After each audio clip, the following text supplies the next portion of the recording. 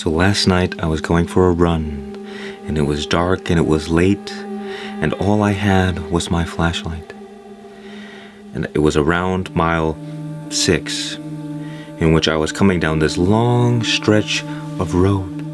And as I was running, about 20 to 30 feet away, this car was approaching me.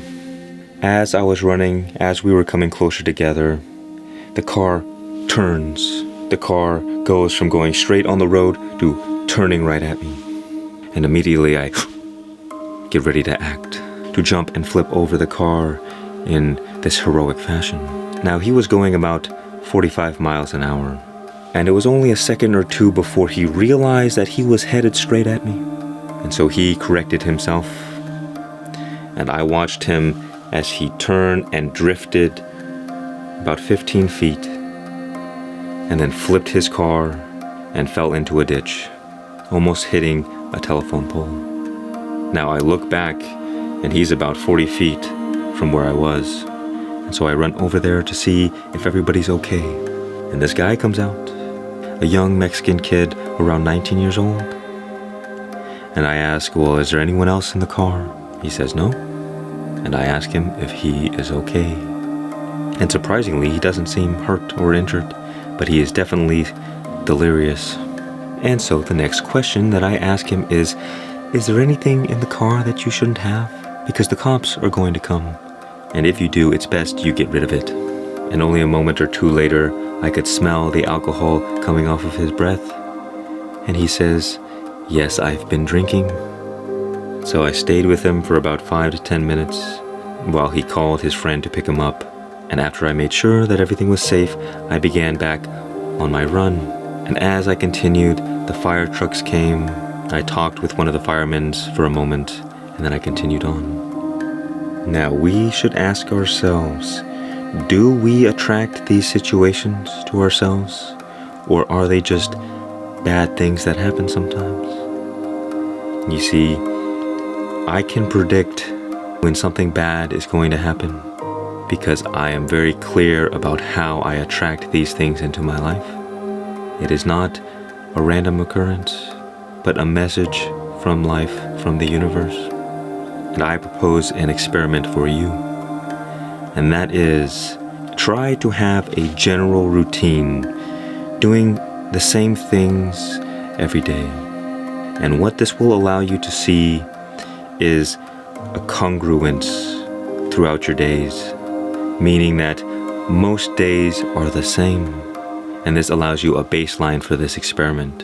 And if you are aware, you will begin seeing anomalies in your experience because the background of your daily life is generally the same. And every so once in a while, random things will pop up, and all you want to do is notice and then reflect on what is it about my actions or my thoughts that have changed in the past few days. You see, these things that happen, these bad things, these unfortunate circumstances, this is karmic retribution. This is the effect of some action, some thought that we projected out into the universe. And it shifts us into a certain timeline in which we encounter these negative situations. And I've seen it and I've repeated the experiment over and over and over and over again. And reliably, you can predict when bad things happen, it is because of some error on our part. Something we have done that we know we shouldn't have done, but we never put 2 and 2 together because the price we pay is often completely different than the original action. And so I want you to begin paying attention to the things that happen. Now, you don't want to get crazy with it and say, oh, well, what did I do this time? What have I done? You want to be detached enough so that you have clarity. If you get all emotional and psychological about it, this will just blind you from seeing any message or any truth, and it will be unhelpful. And on the opposite end of the spectrum, good things too are attracted to us when we are on the right path. Now, we are always on the right path in this present moment. It's just, I'm speaking from the perspective of you not wanting bad things to happen and wanting good things to happen. But in truth, even when bad things are happening, it's still a lesson. It's still there for your growth. So there really are no bad things. But we have to be able to juggle paradox if we wish to see the truth. And so you can see too, when good things happen to you, when you receive blessings in your life, reflect and ask, what actions, what thoughts brought me to this place? Because we are like a boat, a vessel, riding on the ocean of infinite potential. There is infinite potential that is funneled down all the way into the present moment, which is like a single dot. And then on the other side is the external world as we experience it. And so we, every moment, are actualizing our potential. But whether we actualize our highest potential or our lowest potential is determined by the frequency of our thoughts and our actions. And so when good things happen, it means you have pointed your mind towards your highest potential. And when bad things happen, it means you have deviated a bit towards your lower potential. If you are suffering all the time, it means you are headed in a negative direction. And if you experience more peace, love, and joy in your life, it means you are pointed in the right direction. You see, life is simple, but we were not born with a human user's manual. So we just are thrown into life and we have no idea what we're doing. And we have to rely on others and the world and the wisdom of the old people. And that is okay. What else are we going to do? But now you have no excuse. We have an infinite amount of information on how to live the perfect life. And it's not even about living the perfect life. It's about managing you. Because you will always be the bottleneck to your experiences. You will always be the problem. But once you learn to wield the sword of the mind, to be able to point it in the right direction, like a bow and arrow, once you are able to hit the bullseye, then you can create any life that you desire and live a good life. You see, the word sin means to miss the mark. And this is exactly what they were talking about. To sin is to point your mind in the wrong direction. And all sin leads to death. And you see, I could have died last night. Obviously, it wasn't going to happen because I have unwavering faith and no fear. But it is still an example of the fact that we attract death into our life. And with death comes struggles and problems and misery and suffering. We do not have to live life that way. Bad things don't have to happen like this. And it's not that bad things won't happen because the people around us will still attract that negativity to us.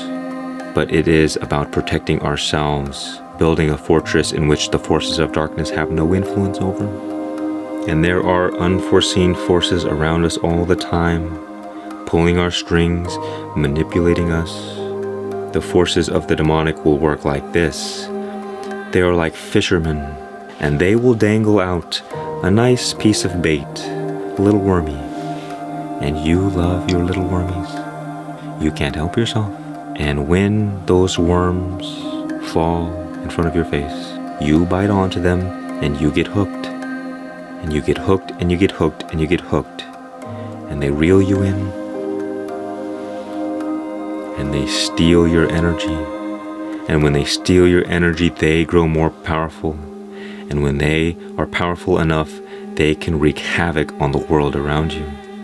When they are weak, when they don't have power, they have no choice but to continue manipulating and deceiving you. But once they have power, they can use it. And when they use that power, they have to go back into sleep, so to speak.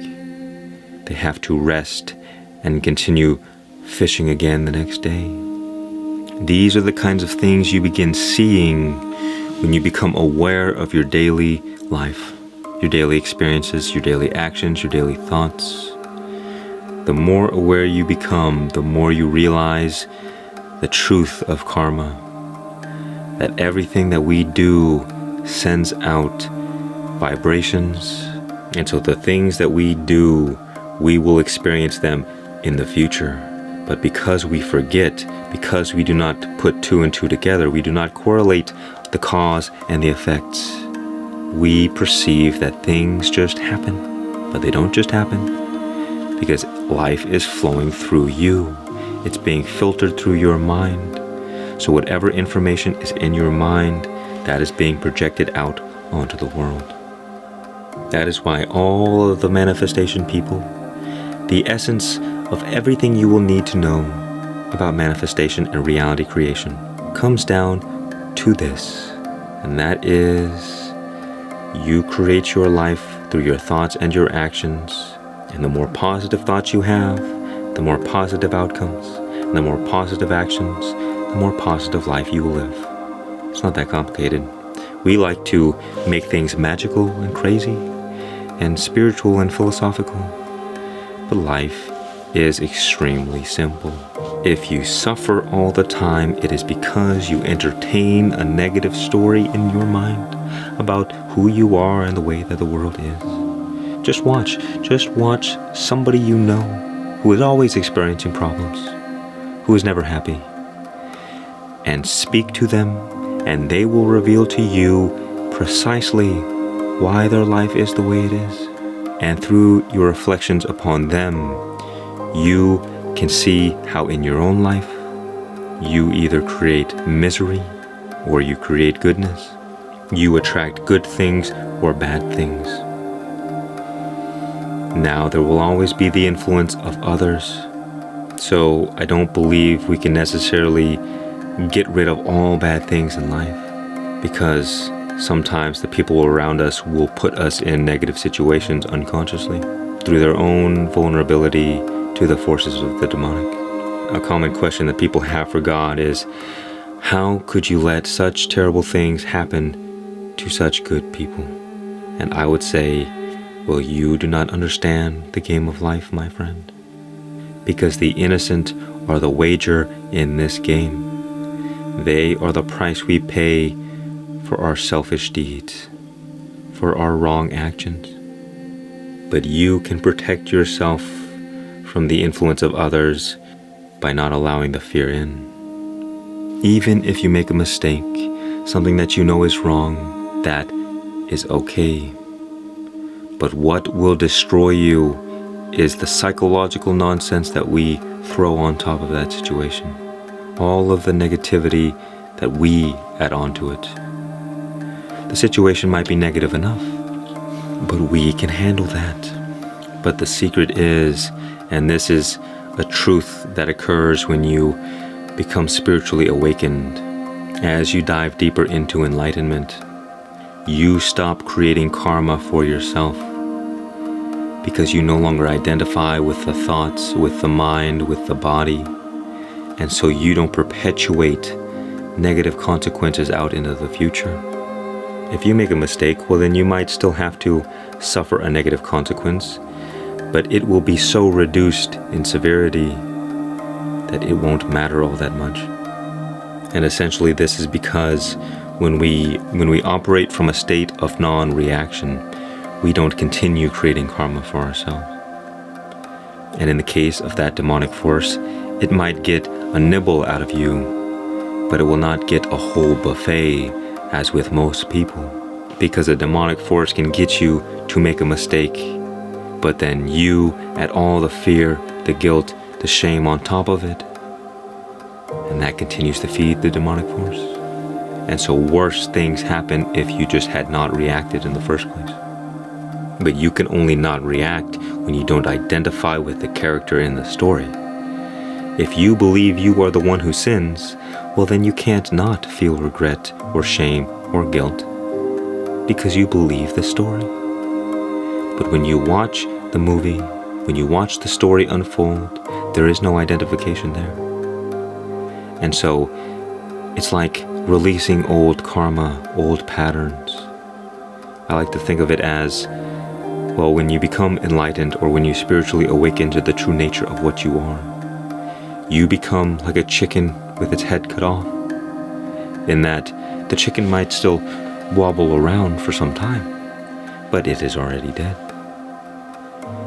Like Muji has said before, you can turn the switch off to a fan, but the fan does not stop right away. It slows down eventually until it stops. So too, the problems that we experience in life, the struggles, the difficulties, when you awaken, these things might still come, but it is only because old karma is running off, actions from the past that have already been set in motion. And in the not reacting, in not feeding these situations, these experiences any further, they run their course and they dissipate from the memory in our body, in our mind. So not only are you not creating karma, but the karma is leaving you. And this will allow you to become more pure, more free, and the natural love, joy, and peace that is already within you. It's just being hidden by the clouds of the mind. This joy, this peace, this love will emerge more and more and more in your life. And you will be unable to attract negative situations into your life. But again, we have to accept that we live in a human body in a temporary form. And so the laws of this body still run its course. The body will still die. So it's not like we can run away from death. But you will not attract negative karmic experiences. Experiences that we have attracted to ourselves through our actions and our thoughts. And you will find that most bad things that happen to us is karmic retribution. The consequences of actions we've done in the past. And so watch yourself in your daily life. Begin watching your actions, your behaviors, your thoughts, and see if you can correlate the things that happen to you with your thoughts and your actions. And don't necessarily get too dramatic with it. You don't need to make it a conspiracy, but just be aware. And you can have suspicions and say, did I bring this upon myself? What have I done that could have done this? And you don't need to come to this certain conclusion like, yes, this is what I've done. But just be aware and take note of the way your actions and your thoughts create your reality. And you will find that you can stop most bad things from happening by stopping your negative thoughts and your negative actions.